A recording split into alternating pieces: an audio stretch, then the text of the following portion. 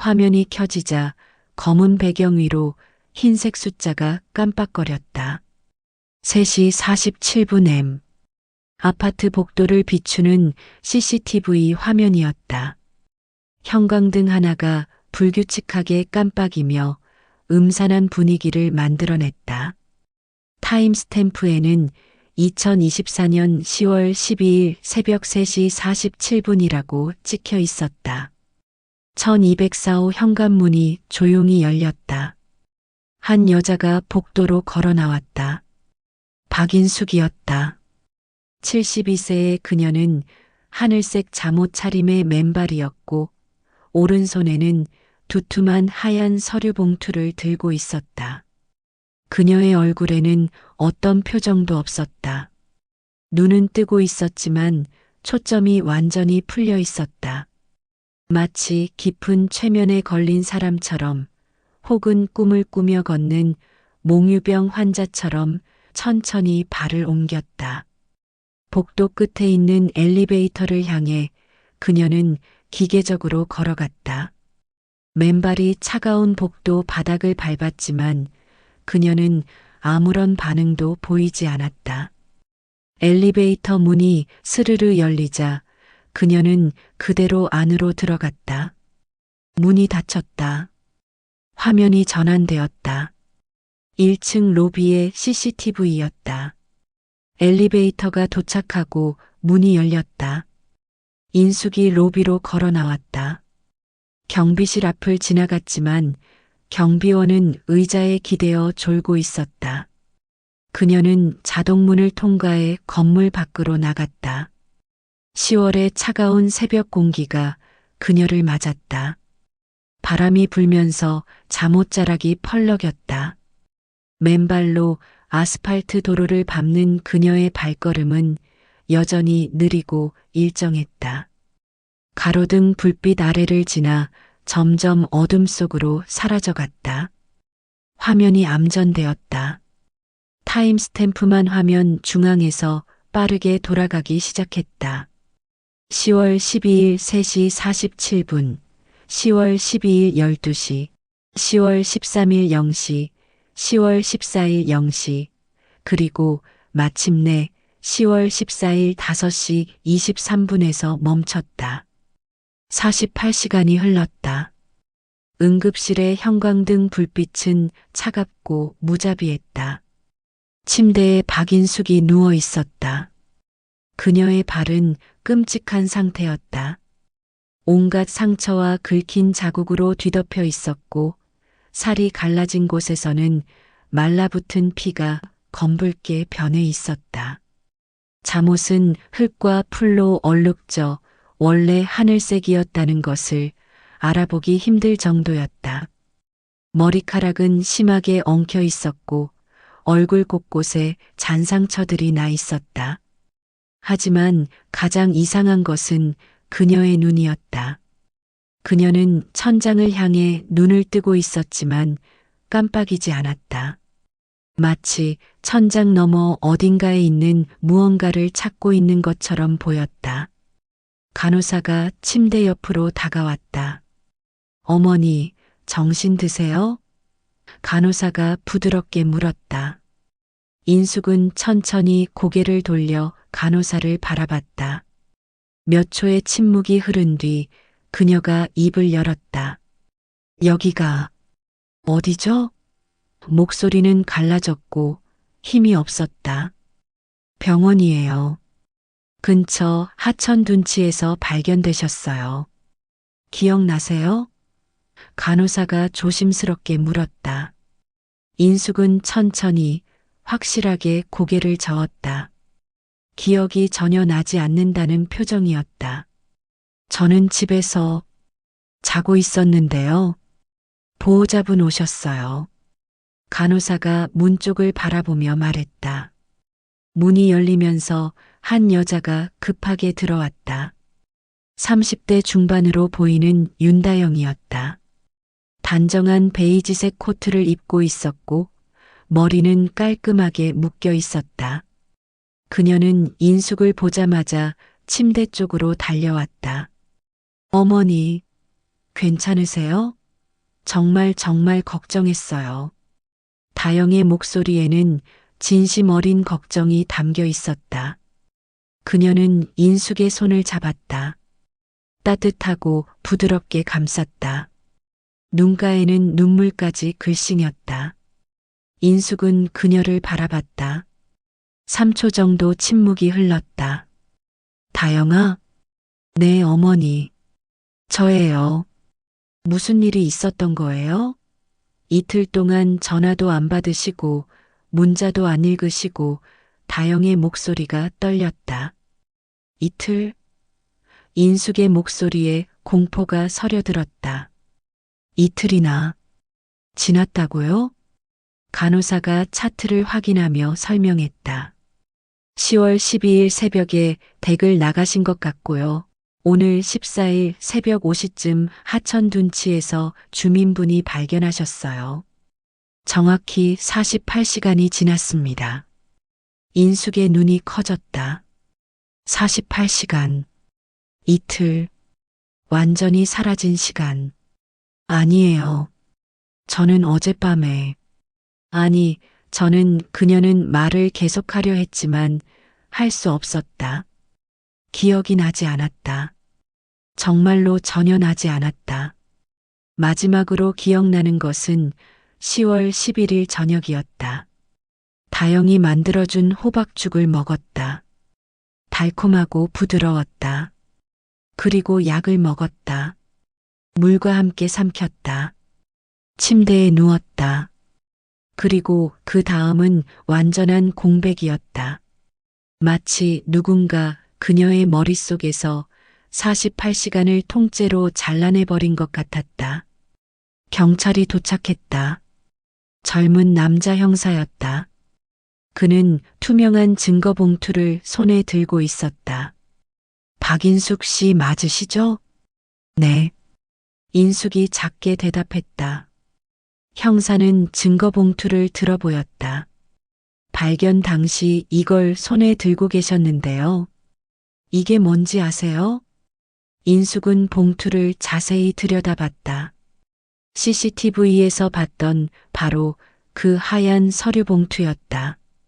하지만 그녀에게는 완전히 낯선 물건이었다. 모르겠어요. 형사가 증거 봉투를 열고 안에서 서류 뭉치를 꺼냈다. A사 용지가 여러 장이었다. 유언장입니다. 본인 명의로 작성된 거예요. 그는 서류를 펼쳐 보였다. 맨 위장에 제목이 또렷하게 보였다. 유언장. 그 아래에 유언자 박인숙 1952년 3월 5일생이라고 적혀 있었다. 형사가 계속 설명했다. 여기 내용을 보시면 본인의 전 재산을 며느리 윤다영 씨에게 상속한다고 명시되어 있습니다. 서명도 되어 있고요. 지장도 찍혀 있습니다. 그가 마지막 장을 인숙에게 보여주었다. 거기에는 선명한 서명이 있었다. 박인숙. 글씨는 약간 삐뚤삐뚤했지만 분명한 한글이었다. 그 옆에는 빨간 도장이 선명하게 찍혀 있었다. 인숙은 그 서명을 뚫어지게 바라봤다. 손이 떨리기 시작했다. 이건 제 글씨가 아니에요. 뭐라고요? 형사가 눈살을 찌푸렸다. 이건 제가 쓴 게 아니에요. 인숙의 목소리가 커졌다. 심장이 미친 듯이 뛰었다. 형사는 침착하게 대답했다. 어르신, 진정하세요. 저희가 필적 감정을 의뢰했습니다. 전문가 소견으로는 본인 필적이 맞다고 나왔어요. 지문 감정도 했는데 본인 지문이 맞습니다. 아니라니까요. 저는 이런 거 쓴 적이 없어요. 기억도 안 나요. 인숙이 소리쳤다. 다영이 재빨리 인숙의 어깨를 부드럽게 감쌌다. 어머니, 진정하세요. 기억 안 나실 수도 있어요. 요즘 많이 피곤하셨잖아요. 잠도 잘 못 주무시고요. 다영아, 나 진짜 그런 거 쓴 적 없어. 인숙은 다영을 바라봤다. 눈물이 흘러내렸다. 자신이 미쳐가고 있는 건 아닌가 하는 공포가 엄습했다. 나 진짜 기억이 안 나. 이틀이 통째로 없어. 다영은 인숙의 손을 더욱 꽉 잡았다. 괜찮아요, 어머니. 제가 여기 있잖아요. 제가 다 챙겨드릴게요. 걱정하지 마세요. 그 순간 인숙은 묘한 감각을 느꼈다. 다영의 손이 차가웠다. 아니, 촉감 자체가 이상했다. 마치 처음 만지는 사람의 손 같았다. 익숙하지 않았다. 그리고 다영의 눈을 봤을 때 소름이 돋았다. 다영의 입은 미소를 짓고 있었지만 눈은 전혀 웃지 않았다. 오히려 차갑게 인숙을 분석하고 있었다. 인숙은 온몸에 소름이 돋는 것을 느꼈다. 타이틀이 화면에 떠올랐다. 기억을 훔친 여자 사라진 48시간. 저음의 심장 박동 소리가 점점 빨라지며 긴장감을 고조시켰다. 일주일 전으로 시간이 거슬러 올라갔다. 10월 5일 인숙의 집 1204호였다. 햇살이 창문을 통해 거실로 쏟아져 들어왔다. 깨끗하게 정돈된 공간이었다. 베이지색 소파, 큰 TV, 원목 식탁. 벽에는 가족 사진들이 정성스럽게 걸려 있었다.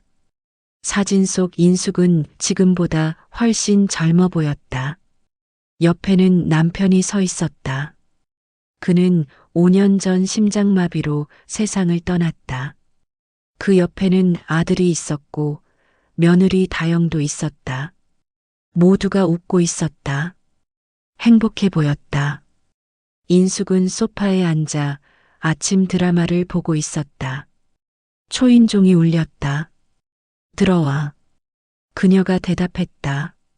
문이 열리고 다영이 들어왔다. 손에는 보온 도시락통을 들고 있었다. 어머니, 아침 드셨어요? 아직이야. 제가 죽 끓여왔어요. 호박죽이에요. 어머니 좋아하시잖아요. 다영은 밝게 웃으며 주방으로 향했다. 다영은 도시락통을 열고 죽을 예쁜 그릇에 정성스럽게 담았다. 김이 모락모락 피어올랐다. 달콤한 호박 냄새가 거실까지 퍼졌다. 어머니, 이리 오세요. 인숙이 식탁에 앉았다. 다영이 죽을 그녀 앞에 놓았다. 천천히 드세요. 아직 뜨거워요. 인숙은 숟가락을 들어 죽을 한 입 떠서 입에 넣었다. 부드럽고 달콤했다. 맛있네. 역시 내가 만든 음식이 제일 맛있어. 다행이에요. 요즘 입맛 없으시다고 하셔서 걱정했어요. 다영이 인숙 옆에 앉으며 말했다. 그녀는 가방에서 작은 약봉지를 꺼냈다. 어머니, 이거 드셔야 해요. 그게 뭔데? 병원에서 처방받은 거예요. 기억하세요? 지난주에 검사하셨잖아요. 다영이 부드럽게 말했다. 인숙은 가물가물했다. 병원에 간 기억이 희미하게 있는 것 같기도 하고 없는 것 같기도 했다. 그랬나? 네. 혈압약이랑 영양제예요. 매일 드셔야 해요. 다영은 약봉지를 열어 약을 꺼냈다. 하얀 알약 2개와 노란 캡슐 하나였다. 인숙은 그것들을 받아 물과 함께 삼켰다. 약간 쓴맛이 났지만 곧 사라졌다. 다영아, 너 요즘 일은 잘 되니? 네, 괜찮아요. 회사에서 새 프로젝트를 맡게 됐어요. 다영이 대답했다. 그래, 무슨 프로젝트인데? 다영이 0.5초 정도 멈칫했다. 거의 눈치채기 힘들 정도로 짧은 순간이었다. 건강식품 관련 연구예요. 노인분들의 영양 관리 같은 거요. 아, 그거 참 좋은 일이네. 보람도 있겠다. 인숙이 웃으며 말했다. 네. 어머니 같은 분들한테 도움이 되는 일이라서 뿌듯해요. 다영이 미소를 지었다. 완벽한 미소였다. 따뜻하고 진심 어린 것처럼 보였다. 인숙은 죽을 다 먹고 그릇을 내려놓았다. 고마워, 다영아. 내가 이렇게 챙겨주니까 정말 큰 힘이 돼. 요즘 혼자 있으면 외롭거든. 당연한 거예요, 어머니.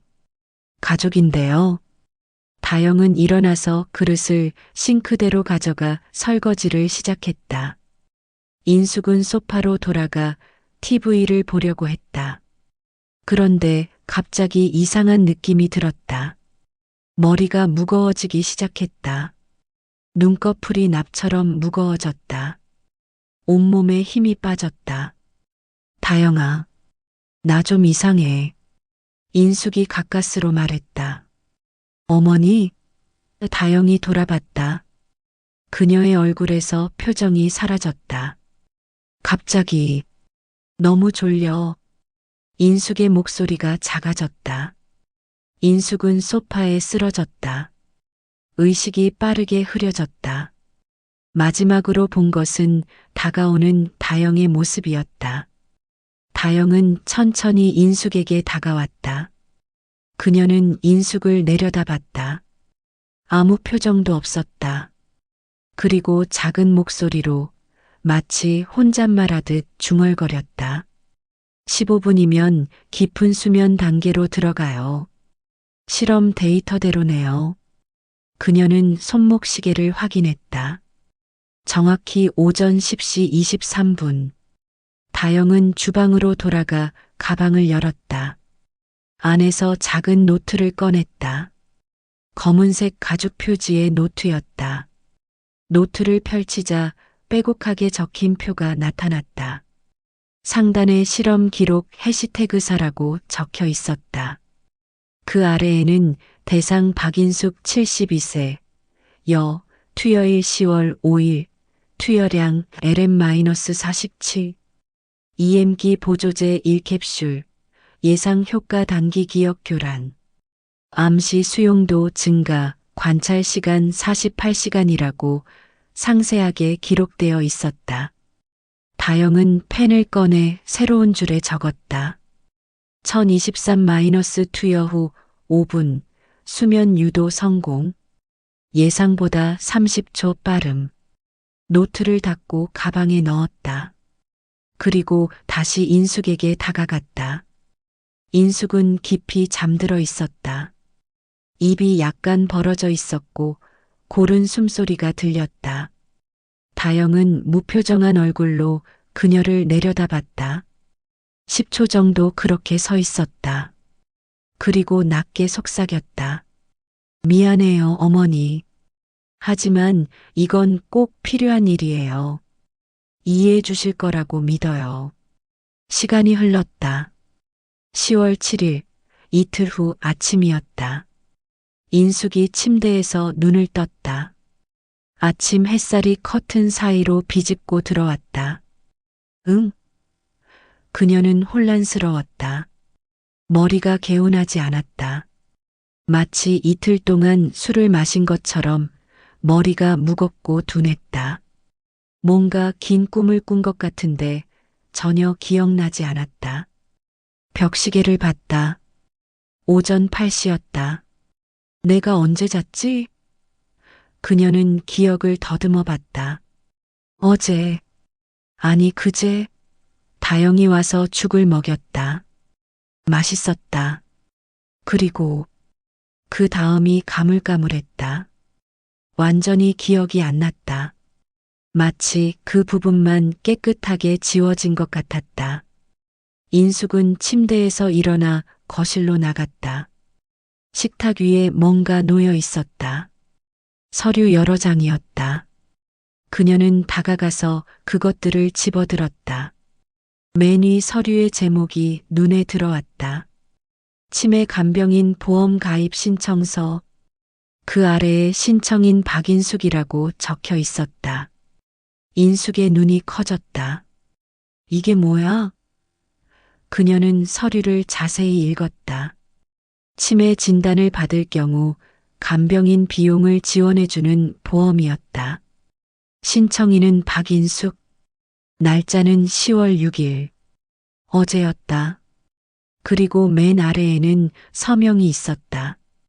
박인숙. 분명 자신의 글씨였다. 삐뚤하게 쓰는 습관까지 똑같았다. 하지만 전혀 기억이 나지 않았다. 인숙은 다른 서류들도 확인했다. 두 번째 서류는 건강검진 동의서였다. 역시 서명이 있었다.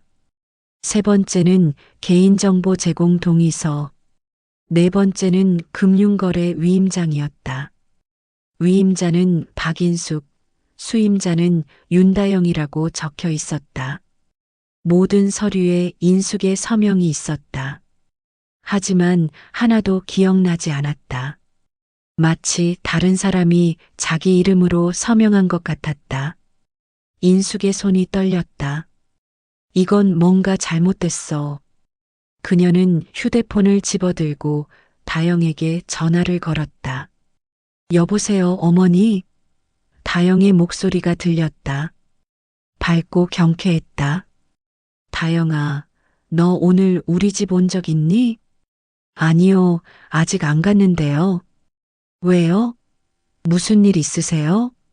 집에 서류들이 있어. 내 이름으로 된 서류들이. 근데 내가 쓴 기억이 전혀 없어. 인숙의 목소리가 떨렸다. 아, 그거요? 어머니가 직접 작성하신 거예요. 다영이 태연하게 대답했다. 내가 언제? 그저께요.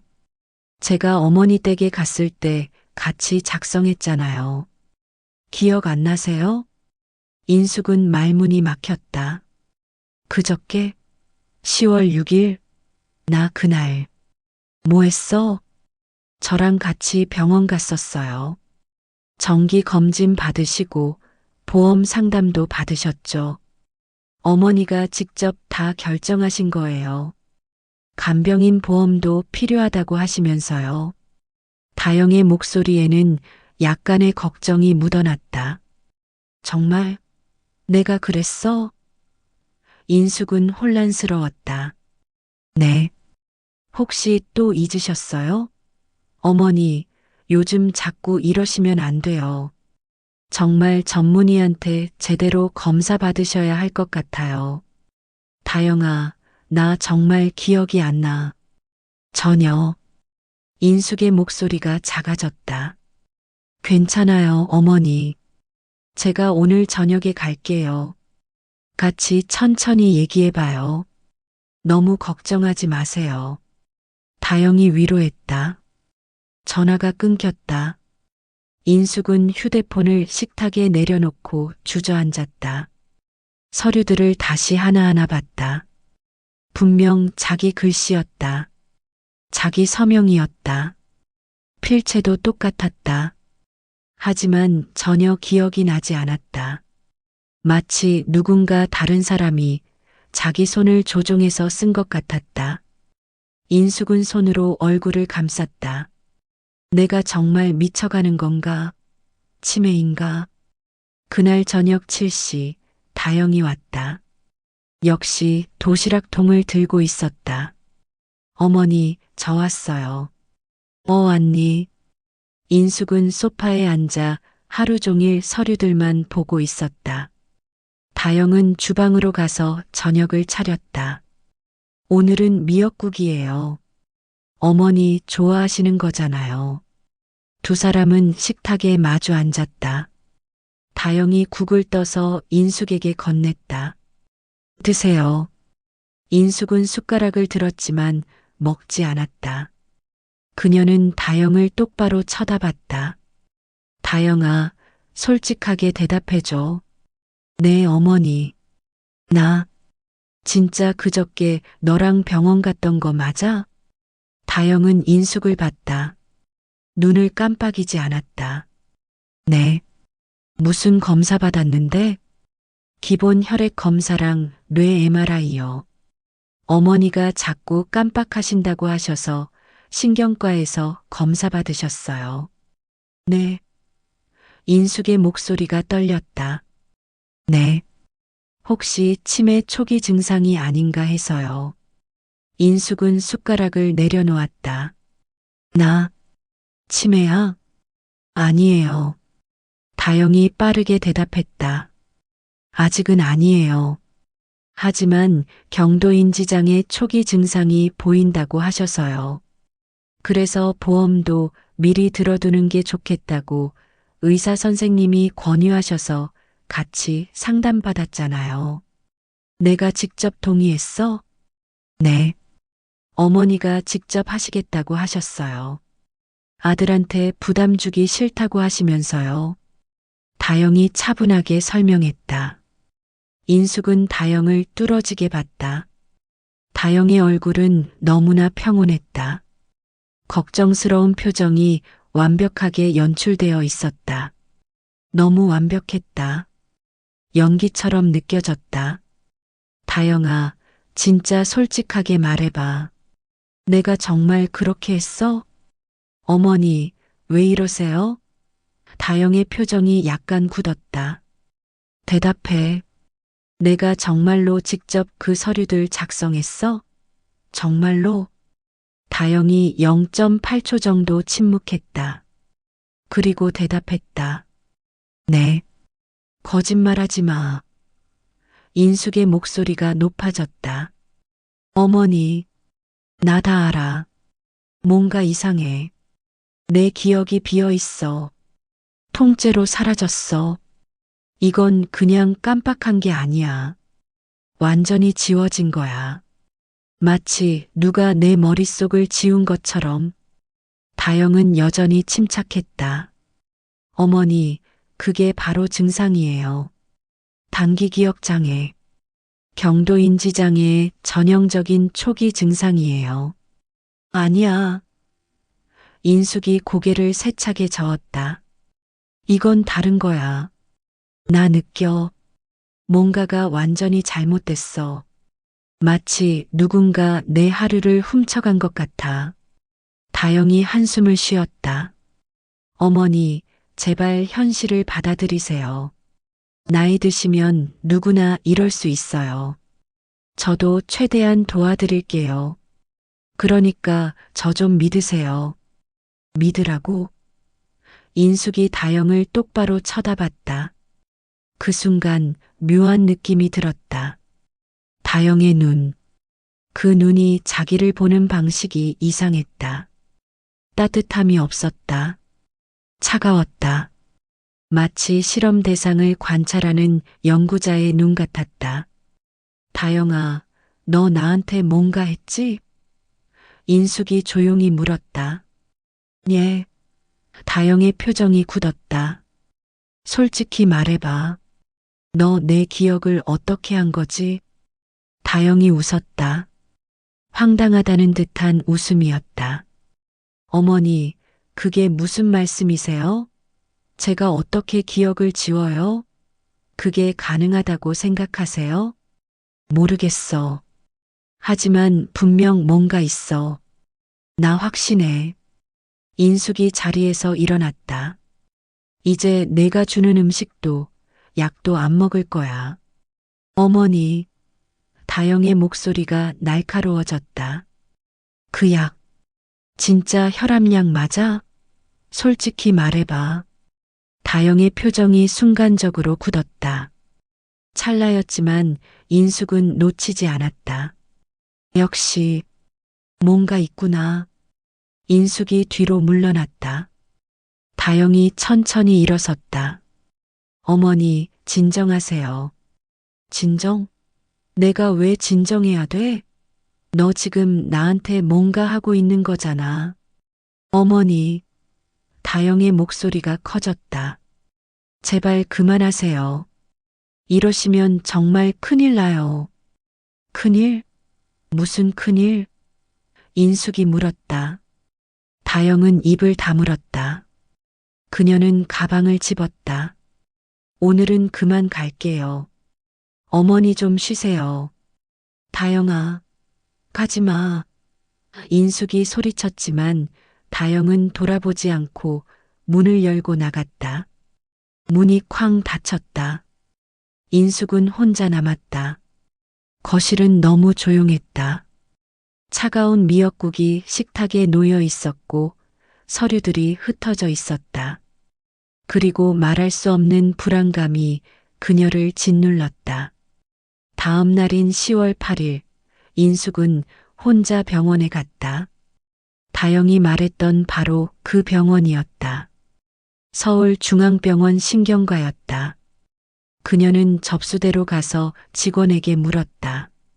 박인숙이라고 하는데요. 며칠 전에 검사 받았어요. 직원이 컴퓨터를 확인했다. 아, 네. 10월 6일에 오셨네요. 그날 무슨 검사 받았죠? 혈액 검사랑 뇌 MRI 촬영하셨어요. 제가 직접 왔나요? 혼자? 직원이 인숙을 이상하다는 표정으로 봤다. 보호자분이랑 같이 오셨어요. 며느리분이라고 기록되어 있네요. 윤다영 씨요. 인숙은 천천히 고개를 끄덕였다. 결과는 나왔나요? 잠시만요. 직원이 다시 컴퓨터를 확인했다. 네, 나왔네요. 상세한 건 의사 선생님이 설명해 주셔야 하는데 진료 예약하시겠어요? 간단하게라도 알려주실 수 있나요? 인숙이 간청했다. 직원이 잠시 망설이다가 말했다. 경도 인지장애 의심 소견이 나왔어요. 추가 정밀 검사가 권장된다고 되어 있네요. 인숙의 얼굴에서 혈색이 빠졌다. 치매. 말씀하시는 건가요? 그 전 단계라고 보시면 돼요. 하지만 확진은 아니고요. 더 정밀하게 검사해봐야 정확히 알 수 있어요. 인숙은 잠시 멍하니 서 있었다. 그리고 조심스럽게 물었다. 제가 그날 어떤 행동을 했나요? 뭔가 이상한 점은 없었나요? 직원이 차트를 다시 봤다.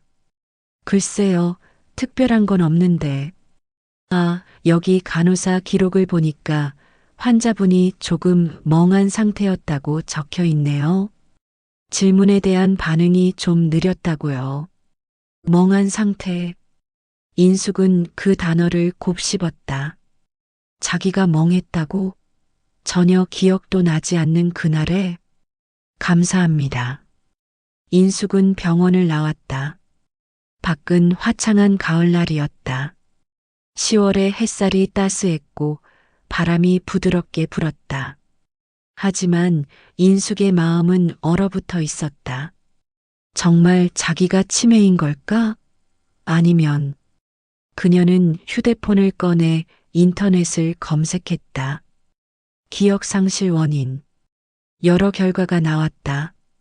치매, 알츠하이머, 뇌종양, 우울증, 외상 후 스트레스 장애. 그리고 한 가지 더. 약물에 의한 기억 상실. 인숙은 그것을 클릭했다. 페이지가 열렸다. 내용을 읽기 시작했다. 특정 약물들은 단기 기억 장애를 유발할 수 있습니다. 특히 벤조다이아제핀 계열의 진정제, 일부 수면제, 그리고 실험 단계의 신경계 약물들은 기억 형성을 방해하거나 이미 형성된 기억을 교란시킬 수 있습니다. 인숙의 눈이 커졌다. 약물, 다영이 준 약들. 설마. 그녀는 서둘러 집으로 돌아갔다. 집에 도착하자마자 인숙은 모든 서랍을 뒤지기 시작했다. 다영이 준 약봉지를 찾았다. 침실 서랍, 거실 선반, 주방 찬장. 모든 곳을 샅샅이 뒤졌다. 하지만 없었다. 약봉지가 하나도 없었다. 어디 갔지? 그녀는 쓰레기통까지 확인했다. 역시 없었다. 누군가 치운 것이었다. 다영이 치운 걸까? 언제? 왜? 증거를 없애려고? 아니면 정말 자기가 버린 걸까? 기억이 없는 사이에 머리가 터질 것 같았다. 생각이 복잡하게 얽혔다. 인숙은 소파에 주저앉았다. 그때 초인종이 울렸다. 인숙이 문을 열자 다영이 서 있었다. 어머니, 어제는 제가 너무 예민하게 굴었어요. 정말 미안해요. 다영은 미소를 지었다. 완벽한 사과의 미소였다. 인숙은 그녀를 봤다. 들어와. 다영이 들어와서 거실에 앉았다. 가방을 무릎에 올려놓았다. 어머니, 제가 밤새 생각해 봤는데요. 어머니 말씀이 맞을 수도 있어요. 뭐? 인숙이 놀라서 물었다. 어머니가 뭔가 이상하다고 느끼신 거요. 그게 맞을 수도 있다는 생각이 들었어요. 다영이 진지하게 말했다. 인숙은 다영을 봤다. 무슨 말인지 이해할 수 없었다. 무슨 뜻이야? 다영이 가방에서 그 작은 노트를 꺼냈다. 검은색 가죽 표지의 노트. 사실은요, 어머니. 다영이 노트를 펼쳤다. 제가 어머니한테 실험을 했어요. 인숙의 숨이 멎었다. 뭐라고? 실험이요. 기억에 관한 실험. 다영이 노트를 인숙에게 보여주었다. 거기에는 표와 그래프, 날짜와 시간, 투여량과 반응이 빼곡하게 적혀 있었다. 이게 뭐야? 인숙의 목소리가 떨렸다. 제가 다니는 회사에서 개발 중인 신약이에요. LM-47이라고 해요. 원래는 알츠하이머 치료제로 개발됐어요. 기억력을 향상시키는 약이었죠. 다영이 침착하게 설명했다. 하지만 임상시험 과정에서 예상치 못한 부작용이 발견됐어요. 기억을 향상시키는 게 아니라 오히려 단기 기억을 교란시키는 거예요. 그래서 개발이 중단됐죠. 너, 인숙의 목소리가 떨렸다. 너 나한테 그걸 먹인 거야? 네.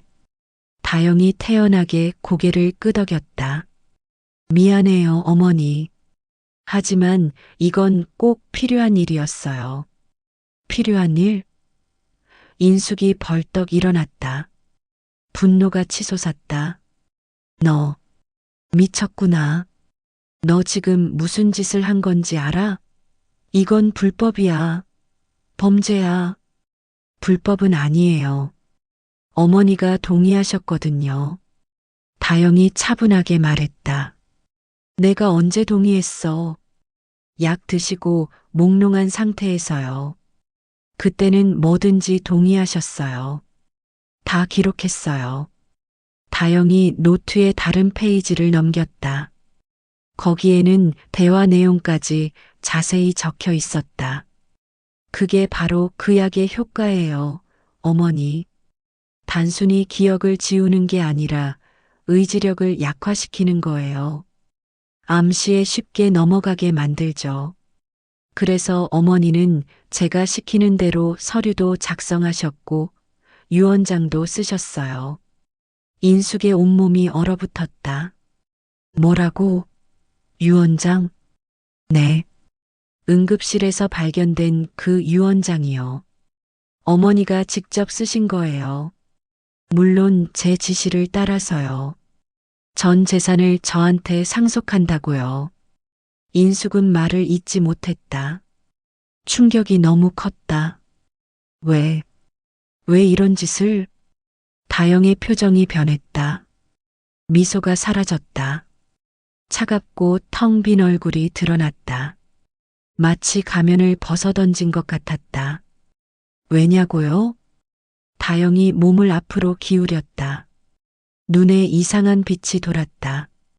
어머니의 모든 것을 갖고 싶어서요. 집도, 돈도, 그리고 그녀가 잠시 멈췄다. 어머니의 인생도요. 뭐? 인숙이 뒤로 물러났다. 전 어머니처럼 살고 싶었어요. 아니, 정확히는 어머니가 되고 싶었어요.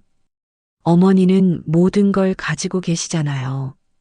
안정적인 집, 사랑하는 가족, 평화로운 노후. 전 그게 너무 부러웠어요. 다영의 목소리에 광기가 섞였다. 그래서 계획했어요. 어머니의 모든 걸 하나씩 가져오기로요. 먼저 어머니 아들과 결혼했어요. 그건 쉬웠어요. 그리고 어머니의 신뢰를 얻었어요. 착한 며느리 역할을 완벽하게 해냈죠. 그리고 마지막 단계. 어머니의 재산을 가져오는 거예요. 인숙은 공포에 질렸다. 너, 정신이 나갔구나. 정신이 나간 건 곧 어머니가 되실 차례예요. 다영이 차갑게 웃었다. 이제 모두가 그렇게 믿게 될 거예요.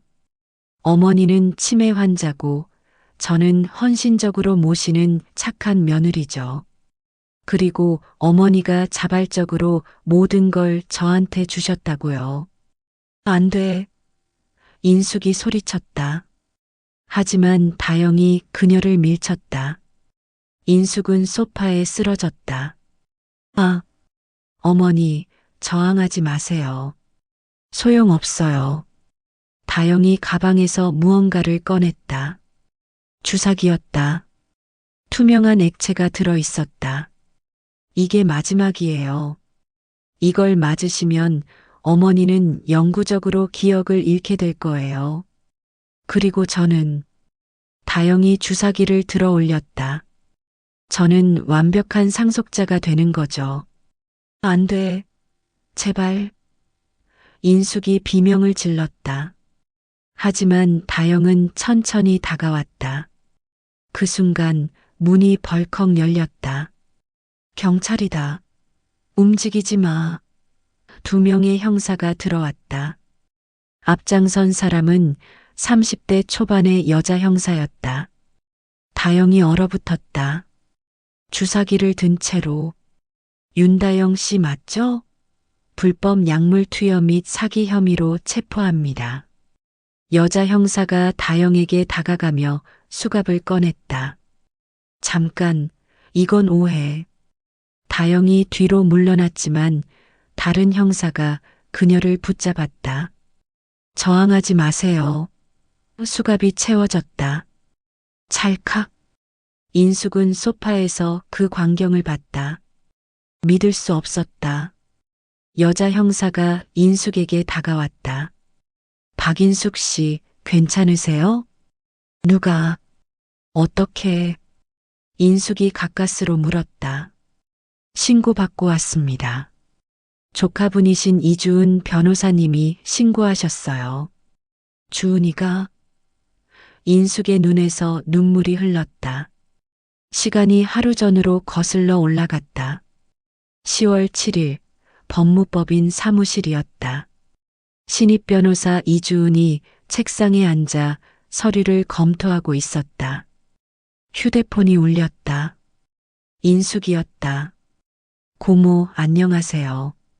주은이 밝게 대답했다. 주은아, 지금 바쁘니?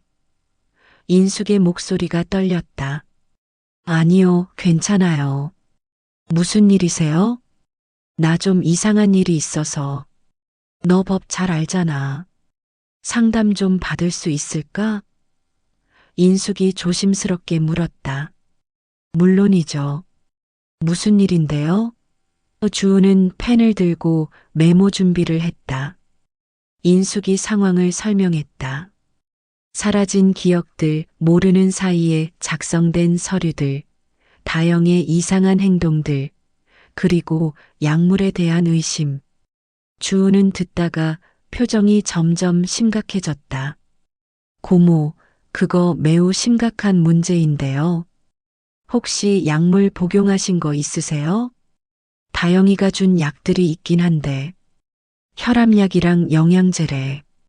그거 절대 먹지 마세요. 지금 당장. 주은의 목소리가 급해졌다. 그리고 남은 약 있으면 절대 버리지 말고 보관해 두세요. 증거가 될 수 있어요. 주은아, 대체 이게 뭐가 문제인 거야? 인숙이 떨리는 목소리로 물었다. 고모, 이거 사기일 수도 있어요. 아니면 더 나쁜 거. 약물을 이용한 재산 편취나 심지어. 주은이 말을 멈췄다. 제가 지금 바로 조사해 볼게요. 고모는 절대 다영 씨랑 단둘이 만나지 마시고요. 꼭 누가 있는 데서만 만나세요. 전화가 끊겼다. 주은은 즉시 움직였다. 그녀는 다영이 다닌다는 제약회사를 조사했다. 인터넷 검색, 지인 연락, 업계 내부자 인터뷰. 24시간 만에 놀라운 사실을 발견했다. 다영이 다니는 회사는 최근 LM-47이라는 약물 개발을 중단했다. 이유는 심각한 부작용, 단기 기억 교란과 의지력 약화. 그리고 다영은 그 프로젝트의 연구 보조원이었다. 주은은 즉시 경찰에 신고했다. 증거를 제시하고 긴급 조사를 요청했다. 경찰은 빠르게 움직였다. 현재로 돌아왔다. 경찰서 조사실이었다. 다영이 테이블 앞에 앉아 있었다. 수갑은 풀렸지만 표정은 여전히 차가웠다. 형사가 질문했다. 윤다영 씨, 피해자에게 정확히 무슨 약물을 투여했습니까? 다영이 잠시 침묵하다가 대답했다. LM-47이라는 실험약이요. 그리고 제가 개량한 버전도 섞었어요. 어디서 구했습니까? 회사에서요. 저는 그 프로젝트의 연구 보조원이었거든요.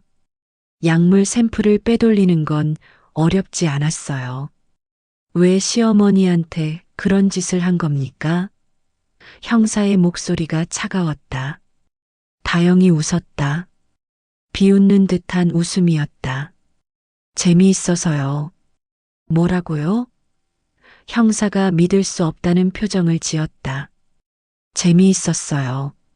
누군가의 기억을 조작하고 의지를 조종하는 게요. 마치 신이 된 것 같았죠. 다영의 눈에 광기가 어렸다. 피해자의 재산을 노린 거 아닙니까? 그건 부수적인 거예요. 진짜 목적은 실험 자체였어요.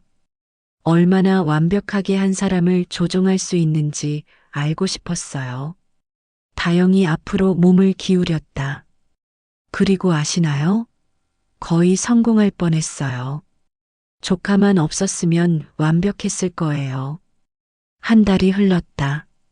11월 14일이었다. 인숙은 많이 회복되었다. 약물이 체내에서 빠져나가면서 기억도 조금씩 돌아왔다. 완전하지는 않았지만 대부분 돌아왔다. 그녀는 조카 주은과 카페에 앉아 있었다. 고모, 많이 나아지셨어요? 응, 이제 거의 괜찮아. 내 덕분에 살았어, 주은아. 정말 고마워. 인숙이 주은의 손을 잡았다. 당연한 거예요, 고모. 가족인걸요. 주은이 미소를 지었다. 근데 주은아, 하나 궁금한 게 있어. 인숙이 조심스럽게 물었다. 뭔데요? 다영이가 왜 그랬을까? 진짜 이유가 뭘까? 단순히 돈 때문은 아니었던 것 같은데. 주은이 잠시 침묵했다. 사실 다영 씨 정신감정 결과가 나왔어요. 뭐래? 심각한 정체성 장애래요. 해리성 정체성 장애의 일종인데 자기 자신을 받아들이지 못하고 다른 사람이 되고 싶어 하는 증상이래요. 다른 사람? 네. 특히 고모님 같은 분이요. 안정적이고 가족이 있고 평화로운 삶을 사는 사람. 다영 씨는 그런 삶을 갈망했대요. 주은이 계속 설명했다. 다영 씨는 어렸을 때 부모가 이혼하고 혼자 자랐대요. 애정 결핍이 심했고 늘 누군가 다른 사람이 되고 싶었대요. 그래서 고모님을 타깃으로 삼은 거죠. 인숙은 창밖을 봤다. 거리를 걷는 사람들이 보였다. 모두 자기 인생을 살고 있었다. 참 무섭다. 누군가 내 인생을 훔쳐가려 했다니. 이제 끝났어요, 고모. 안전해요. 그럴까? 인숙이 주은을 봤다. 근데 주은아, 이상한 게 하나 더 있어. 뭔데요? 인숙이 가방을 열고 작은 USB를 꺼냈다. 이거 다영이가 숨겨둔 거야. 침대 밑에서 찾았어. 경찰한테 제출하려다가 깜빡했는데. 뭐가 들었는데요? 다영이의 영상이야. 이상한 거. 인숙의 목소리가 떨렸다. 주은이 USB를 받았다. 제가 확인해 볼게요. 그날 밤 주은의 집이었다. 주은은 노트북에 USB를 꽂았다. 파일이 하나 있었다. 트루스 MP4라는 이름이었다. 파일을 재생했다. 화면에 다영이 나타났다. 하지만 배경이 이상했다. 어두운 방이었고 조명 하나만 켜져 있었다. 다영이 카메라를 똑바로 봤다. 그리고 말했다. 안녕하세요. 박인숙입니다. 주은의 눈이 커졌다. 뭐라고? 다영이 계속 말했다. 이 영상을 보고 계신다면 제 계획이 실패한 거겠죠. 아니면 성공했거나 어느 쪽이든 상관없어요. 제 이름은 윤다영이 아니에요. 아니, 이제는 윤다영이지만 원래는 아니었어요. 다영이 미소를 지었다. 이상한 미소였다. 저는 2년 전까지 완전히 다른 사람이었어요. 다른 이름, 다른 얼굴, 다른 인생을 살았죠. 하지만 전 그 인생이 싫었어요. 그래서 바꿨어요. 성형도 하고 이름도 바꾸고 박인숙 씨 아들과 결혼도 했죠. 주은은 숨이 막혔다. 다영이 계속 설명했다. 왜냐고요? 박인숙이 되고 싶었으니까요. 아니, 정확히는 박인숙의 인생을 갖고 싶었어요. 하지만 단순히 외모와 이름만 바꾸는 건 의미 없어요. 진짜로 그 사람이 되려면 그 사람의 기억까지 가져와야 하죠. 그래서 LM-47을 개발한 거예요. 정확히는 회사에서 개발 중이던 걸 훔쳐서 개량한 거죠. 다영의 목소리가 흥분했다. 처음엔 단순히 박인숙 씨의 재산만 가져오려고 했어요. 하지만 실험하다 보니 더 흥미로운 가능성이 보였어요. 기억을 조작할 수 있다면 정체성 자체를 바꿀 수 있지 않을까? 그래서 더 깊이 파고들었죠. 그녀의 일상, 습관, 말투, 생각하는 방식까지 전부 흡수했어요. 그리고 마지막 단계를 준비했어요. 다영이 무언가를 들어 올렸다. 주사기였다. 이 약은 LM-47의 최종 버전이에요. 이걸 맞으면 기억이 완전히 재구성돼요. 주은의 심장이 미친 듯이 뛰었다. 다영이 말을 이었다. 즉, 박인숙은 자기가 누군지 잊고 저는 박인숙이 되는 거죠. 정신적으로 완전히요. 이 영상을 보고 있다면 실험이 어떻게 됐든 이미 늦었어요. 다영이 주사기를 자기 팔에 댔다. 전 이미 박인숙이에요. 혹은 박인숙이 될 거예요. 다영이 주사기를 눌렀다. 약물이 그녀의 혈관으로 들어갔다. 화면이 흔들렸다. 다영이 바닥에 쓰러졌다. 그리고 카메라를 마지막으로 봤다. 안녕하세요. 저는 박인숙입니다. 72세고요. 미소가 번졌다. 윤다영은 이제 없어요. 영원히. 화면이 암전됐다. 주은은 노트북 앞에서 얼어붙었다. 손이 떨렸다. 이게 무슨... 다음 날 경찰서였다. 주은은 형사에게 USB를 보여주었다. 이거 봐야 해요. 지금 당장. 형사가 영상을 봤다. 표정이 점점 심각해졌다. 이거 언제 찍은 거죠? 정확히는 모르겠어요. 하지만 중요한 건 다영 씨가 자기한테도 그 약물을 투여했다는 거예요. 그게 무슨 의미죠? 만약 그 약이 정말로 정체성을 바꾼다면 주은이 형사를 똑바로 봤다. 지금 구치소에 있는 사람이 진짜 윤다영일까요?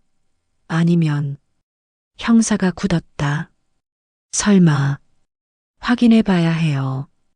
지금 당장요. 구치소 면회실이었다. 다영이 들어왔다. 수감복을 입고 있었다. 주은과 형사가 마주 앉았다. 윤다영 씨, 몇 가지 질문 드리겠습니다. 형사가 말했다. 물으세요. 다영이 차분하게 대답했다. 당신의 본명이 뭡니까? 윤다영이요. 2년 전에 개명했죠? 네. 이전 이름이 뭐였습니까? 다영이 멈췄다. 3초 정도 침묵이 흘렀다. 기억이 안 나요. 기억이 안 난다고요? 형사가 눈살을 찌푸렸다. 네. 최근에 기억이 좀 흐려졌어요. 머릿속이 안개 낀 것처럼. 주은이 몸을 앞으로 기울였다. 당신 본명은 김지혜였어요. 1989년 부산 출생. 부모님은 당신이 10살 때 이혼하셨고 당신은 외할머니 손에 자랐어요. 맞죠? 다영은 주은을 봤다. 표정이 없었다. 모르겠어요. 그게 제 이야기인지. 그럼 누구 이야기죠? 저는... 다영의 목소리가 떨렸다. 저는 박인숙이에요. 순간 조사실이 얼어붙었다. 형사와 주은이 서로를 봤다. 믿을 수 없다는 표정이었다. 다영이 계속 말했다. 저는 박인숙, 72세, 1204호에 살고, 아니 살았고, 그녀의 목소리에 혼란이 가득했다. 남편은 5년 전에 심장마비로 돌아가셨고, 아들은 지방에서 직장 다니고, 다영이 머리를 감쌌다. 나는 누구예요? 나는 박인숙이에요. 아니면 윤다영이에요? 윤다영 씨, 진정하세요. 형사가 말했다. 제 이름은 박인숙이에요. 다영이 소리쳤다. 그녀가 테이블을 손바닥으로 쳤다. 제발, 제발 믿어줘요. 저는 윤다영이 아니에요. 저는 그녀의 눈에서 눈물이 흘러내렸다. 저는 누구예요? 제발 좀 알려줘요. 나는 누구예요? 병원 정신과 병동이었다. 다영은 일주일 동안 정밀 검사를 받았다. 뇌 MRI, 심리평가, 약물 검사, 정체성 평가. 일주일 후 결과가 나왔다. 주은과 인숙이 의사 앞에 앉아 있었다. 의사가 MRI 사진을 보여주며 설명했다. 환자의 뇌에서 비정상적인 활동이 관찰됩니다. 특히 해마 부분, 기억을 담당하는 영역이 심각하게 손상됐어요. 약물 때문인가요? 주은이 물었다. 그렇습니다. 환자가 투여했다는 계량형 LM-47은 지금까지 연구된 적이 없는 약물이에요. 하지만 검사 결과를 보면 의사가 잠시 멈췄다.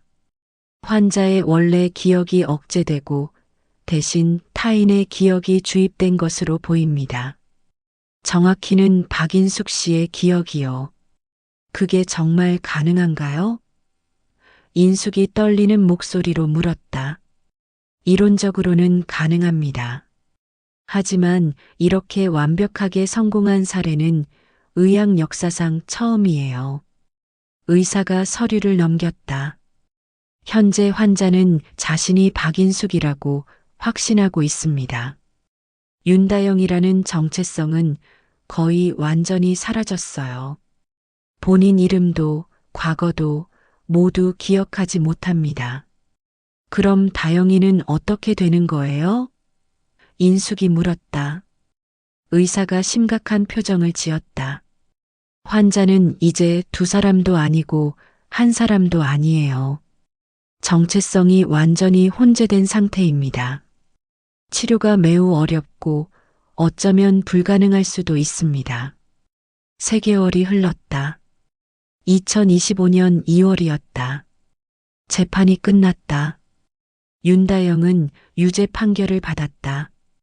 불법 약물 투여, 사기, 재산 편취 시도. 하지만 심각한 정신질환을 이유로 징역형 대신 치료감호 처분을 받았다. 인숙은 정상적인 생활로 돌아왔다. 약물의 영향은 대부분 사라졌다. 하지만 가끔씩 악몽을 꿨다. 다영의 얼굴, 주사기, 그리고 그 목소리. 저는 박인숙이에요. 어느 날 밤 인숙은 침대에 누워 휴대폰으로 뉴스를 보고 있었다. 갑자기 속보가 떴다. 속보 치료감호소 수감자 탈출 윤다영 씨 행방불명. 인숙의 손이 떨렸다. 기사를 클릭했다. 내용을 읽었다. 오늘 새벽 2시경 서울구치소 부설 치료감호시설에서 수감 중이던 윤다영 35씨가 탈출했습니다. CCTV에 포착된 마지막 모습은 새벽 1시 47분 복도를 걷는 모습이었습니다. 경찰은 전국에 수배령을 내리고 사진이 첨부되어 있었다. CCTV 캡처 화면이었다. 한 여자가 복도를 걷고 있었다. 하지만 이상했다. 분명 다영인데 뭔가 달랐다. 머리 모양, 걷는 자세, 전체적인 분위기가 마치 다른 사람 같았다. 마치 노인처럼 걷고 있었다. 인숙은 거울을 봤다. 자기 얼굴을 봤다. 그리고 다시 사진을 봤다. 사진 속 여자의 걸음걸이가 자기와 닮아 있었다. 소름이 돋았다. 휴대폰이 울렸다. 문자 메시지였다. 발신자는 알 수 없음이었다. 내용을 읽었다. 어머니, 저 이제 집에 갈게요. 인숙의 심장이 멎는 것 같았다. 밖에서 소리가 들렸다. 현관문을 여는 소리. 누군가 비밀번호를 알고 있었다. 인숙은 재빨리 침실 문을 잠갔다. 휴대폰을 들고 경찰에 전화하려 했다. 하지만 그 순간 침실 창문이 열렸다. 누군가 들어오고 있었다. 인숙은 돌아봤다. 그리고 얼어붙었다. 거기 서 있는 사람은 자기 자신이었다. 아니, 자기처럼 생긴 누군가였다. 같은 머리 모양, 같은 옷차림, 심지어 같은 표정. 그 여자가 말했다. 인숙의 목소리로. 어머니, 제가 왔어요. 걱정 많이 하셨죠? 인숙은 비명을 지르려 했지만 목소리가 나오지 않았다. 공포가 목을 조였다. 그 여자가 천천히 다가왔다. 미소를 지으며 따뜻하고 부드러운 미소였다. 하지만 눈은 차가웠다. 이제 제가 진짜 어머니예요. 그리고 어머니는 그녀가 인숙의 얼굴을 만졌다. 차갑고 부드럽게. 어머니는 이제 누구죠? 다음 날 아침이었다. 경찰이 1204호 문 앞에 도착했다. 신고를 받았다. 어젯밤 이상한 소리가 들렸다고. 문을 열었다. 거실은 조용했다. 아무 흔적도 없었다. 침실로 들어갔다. 침대에 누군가 누워 있었다. 노파 한 명이었다. 잠들어 있는 것 같았다. 형사가 다가가 어깨를 가볍게 흔들었다. 어르신, 괜찮으세요? 노파가 천천히 눈을 떴다. 혼란스러운 표정이었다.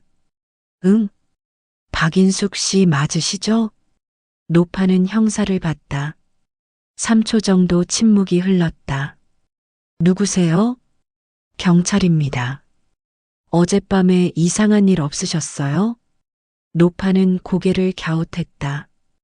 이상한 일? 무슨? 그녀가 주위를 둘러봤다. 낯선 표정이었다. 여기가 어디죠? 형사가 이상함을 느꼈다. 댁이에요, 어르신. 1204호요. 1204호? 노파가 침대에서 일어나 앉았다. 혼란스러워했다. 저는 누구죠? 제 이름이 뭐예요? 형사의 얼굴이 굳었다. 박인숙 씨 아니에요? 노파는 자기 손을 봤다. 주름진 손을 천천히 들어 올려 자세히 봤다. 이게 제 손인가요? 이렇게 늙었나요? 그녀가 벽에 걸린 전신 거울을 봤다. 거기 비친 사람은 72세 노파였다. 노파는 거울 앞으로 다가갔다. 자기 얼굴을 만졌다.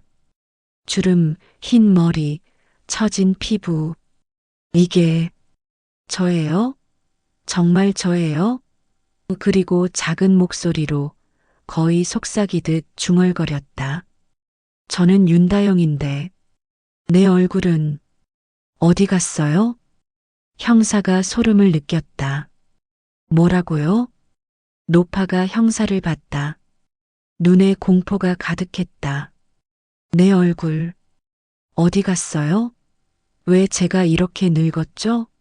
제 몸이 왜 이래요? 어르신, 진정하세요. 제 몸 돌려줘요. 나 윤다영이에요. 나 35살이라고요. 노파가 비명을 질렀다. 거울을 두 손으로 치며 울부짖었다. 형사가 다른 경찰을 불렀다. 노파는 계속 울고 소리쳤다. 제발이요. 내가 누군지 좀 알려줘요. 한 달 후 병원 정신과 폐쇄병동이었다. 노파는 침대에 누워 있었다. 강한 진정제를 맞은 상태였다. 의사가 차트를 보며 주은에게 설명했다. 환자는 계속 자신이 윤다영이라고 주장합니다. 35살이고 젊은 여자라고요. 하지만 신체는 분명 박인숙 씨 본인입니다. DNA 검사는요? 주은이 물었다. 박인숙 씨 DNA와 100% 일치합니다. 지문도 완벽하게 일치하고요. 그럼 정말로 주은이 말을 잇지 못했다. 네. 정신만 완전히 바뀐 겁니다. 윤다영의 의식이 박인숙의 육체에 들어간 거죠. 정확히는 박인숙의 원래 의식이 억제되고 윤다영의 의식이 지배하게 된 겁니다. 의사가 창밖을 봤다. 문제는 진짜 윤다영이 어디 있느냐는 겁니다. 무슨 뜻이에요? 만약 윤다영이 박인숙의 외모로 어딘가 나가 있다면 의사가 주은을 봤다. 찾기가 거의 불가능합니다. 외모도 지문도 모두 박인숙이니까요. 같은 시각 동해안의 작은 마을이었다. 한 노파가 해변을 따라 천천히 걸었다. 70대로 보이는 여자였다. 그녀는 작은 집 앞에 멈춰 섰다. 문패를 봤다. 박인숙이라고 적혀 있었다. 그녀가 미소를 지었다. 만족스러운 미소였다. 문을 열고 들어갔다. 집안은 깨끗하게 정돈되어 있었다. 마치 오래전부터 준비해 둔 것처럼. 거실 벽에는 사진들이 걸려 있었다. 모두 박인숙의 사진들이었다. 젊었을 때부터 지금까지의 모습. 노파는 사진들을 하나하나 천천히 봤다. 예쁘네요, 내 인생. 그녀가 중얼거렸다. 침실로 들어갔다. 옷장을 열었다. 노인용 옷들이 가득했다. 그녀는 옷 하나를 꺼내 입어봤다. 거울을 봤다. 완벽했다. 그녀는 웃었다. 만족스러운 웃음이었다. 이제 나는 박인숙이에요. 영원히. 침대에 앉았다. 서랍을 열었다. 안에 빨간 표지에 작은 노트가 있었다. 꺼내서 펼쳤다. 첫 페이지에 글이 써 있었다. 새로운 인생 시작. 이름 박인숙.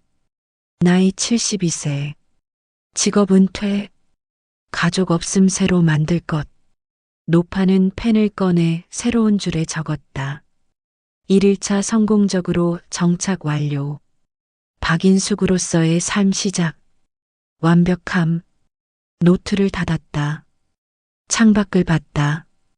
푸른 바다가 펼쳐져 있었다. 파도가 부드럽게 밀려왔다 빠졌다. 그녀는 작게 노래를 흥얼거렸다. 박인숙이 즐겨 부르던 옛날 가요였다.